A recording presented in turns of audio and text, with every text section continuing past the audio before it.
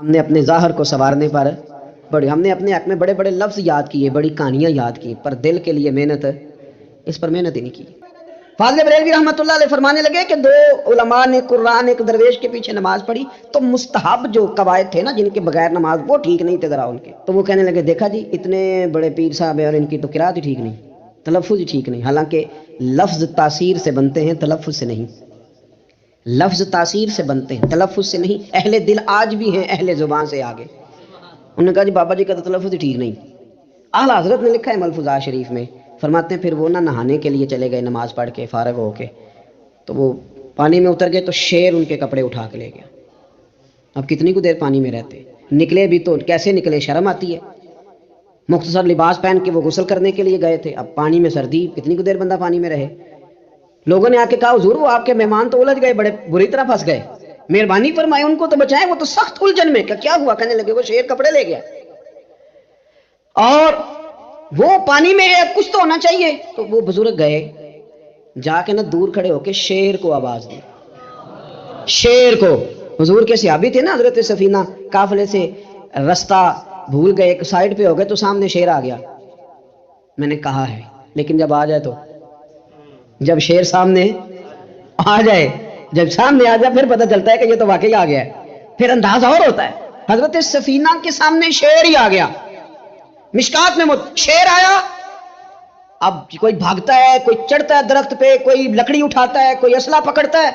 हजरत सफीना फौरन बोले, कहने लगे शेर जरा ख्याल करना मैं रसूलुल्लाह का गुलाम हूं। फिर आख्या शेर सफीना ताई जा रहा यारा जांदे, और जेड़े गुलाम रसूलुल्लाह दे असी गुलाम होना दे।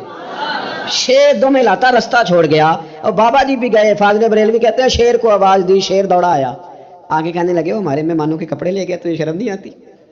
तो शेर कपड़े उठा के वापस लाया, उन उलमा को, हजरात उलमा को कपड़े पेश किए। जब उनको पेश किए तो पेश करते ही बुजुर्ग फिर फरमाने लगे, कहने लगे मौलाना तुमने लफ्ज सीधे किए हैं, मैंने दिल सीधा किया हुआ है। तुमने मेहनत करके ना लफ्ज ठीक किए हैं, लेकिन मैंने दिल ठीक किया है, दिल।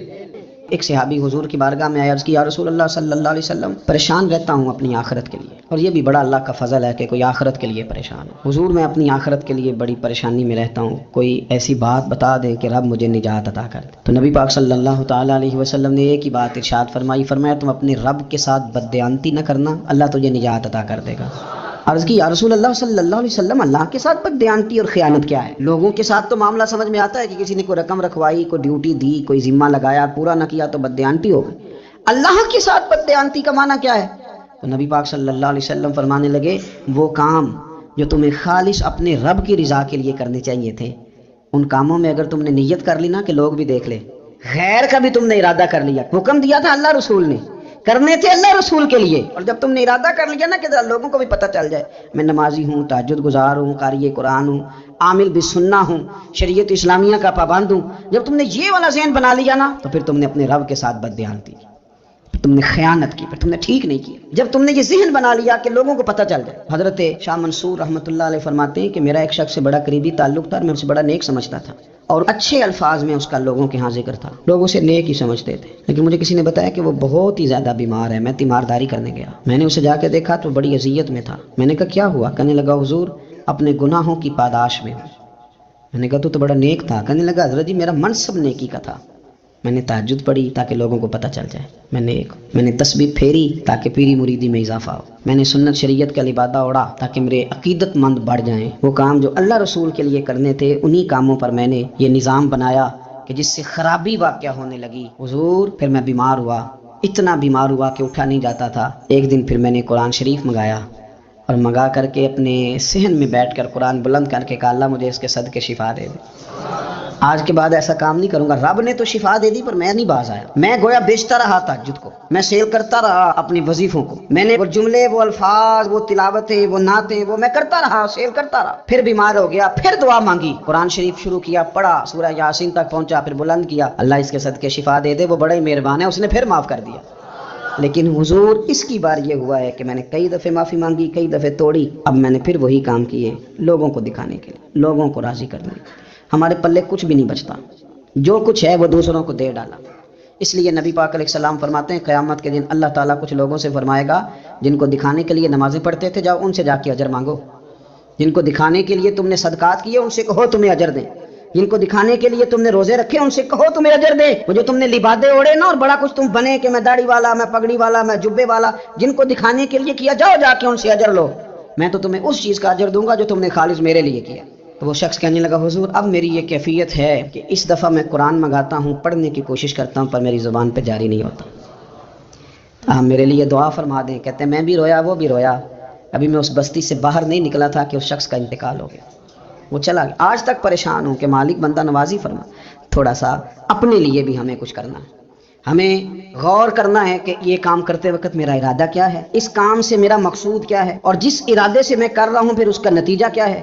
اگر اسی طرح الجھ گئے، میں کہتا ہوں کہ ہم نے دعوتیں ولیمے بھی کھائے اور ہم منگنی میں بھی گئے اور ہم بارات میں بھی گئے اور ہم جناب سیاسی میٹنگ میں بھی گئے، کس لیے کہ دنیا داری ٹھیک رہے، کہ سارے کام دنیا کے لیے کر لیے تھے، تو اب نمازیں تو نانا دنیا داری کے لیے پڑھی، یہ سارا کچھ ہو گیا تھا نا دنیا داری کے لیے، تو اب داڑھی حج زکوٰۃ کا معاملہ تو دنیا داری کے لیے نہ کریں۔